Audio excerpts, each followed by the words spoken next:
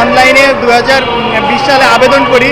এর পক্ষেতে আমরা সরকারের কাছে অনেকবার এর নিয়ে আন্দোলনে মুখোমুখি হয়েছি এবং আমাদের যে স্কুলগুলো রয়েছে সেগুলোকে আমরা হচ্ছে 2022 সালে ক খ গ ঘ 4টা বিভাগ করা হয়। এরপরে ক বিভাগের স্কুলগুলো অনলাইনে যেগুলো আবেদন করা হয়েছিল, যেগুলো ক বিভাগে যাচাই বাছাই করে হয়েছে, সেগুলোকে মিনিস্ট্রি থেকে আমাদের একটা মহোদয় একজন সচিবের মাধ্যমে সেই স্কুলগুলো অডিট হয়।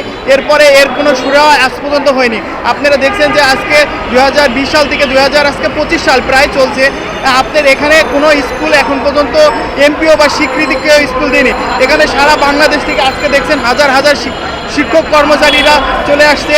এদের আজকে বিগত সরকার যে 17 বছর ছিল তারা ক্ষমতায়, পেশির সরকার, তারা আমাদেরকে এদের কোনো সুরা করেনি। এটা থেকে আমরা আজকে দেখেন আমরা আজকে দিয়ে আমাদের 10-12 বার আন্দোলন করা হচ্ছে।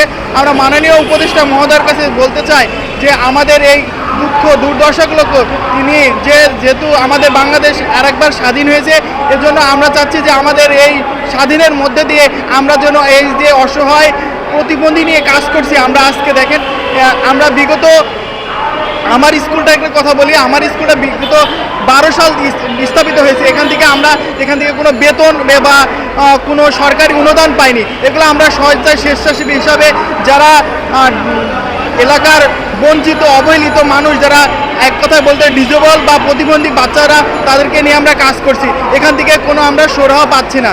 আমরা সরকারের মাননীয় মন্ত্রী এবং মাননীয় সচিব মহোদয়ের কাছে আমরা এগুলো আবেদন, যেহেতু আমাদের যাচাই বাছাই হয়ে গেছে, সমস্ত কার্যক্রম চলমান রয়েছে, আমাদের এই মুহূর্তে আমাদের এমপিও এবং স্বীকৃতি চাই।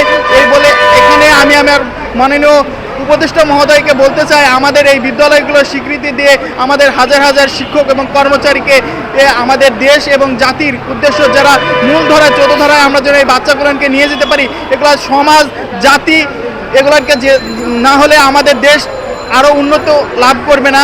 আচ্ছা, আপনি বলছেন যে আপনারা 12 দিনের মতো অবস্থান করেছিলেন এর আগেও।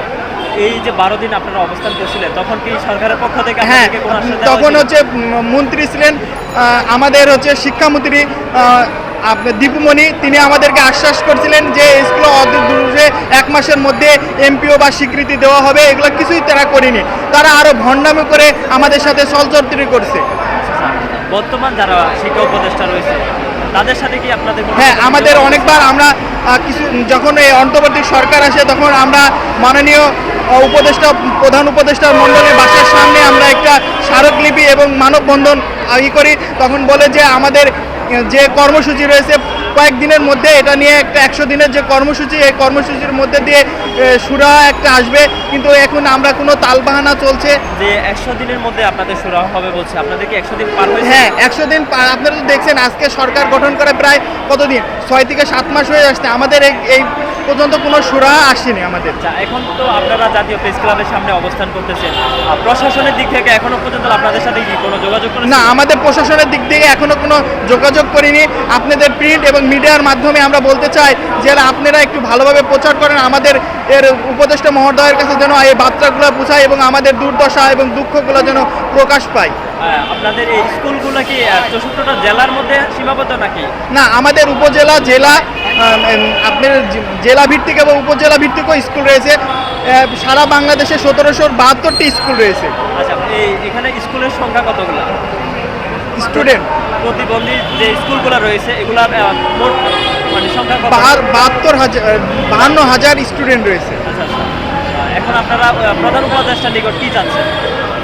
আমরা হচ্ছে তাদেরকে শিক্ষা উপকরণ এবং আমরা এর মধ্যে চাচ্ছি যে আমাদের এমপিও এবং বেতন ভাতাটা যেন দেওয়া হয় অতি শীঘ্রই।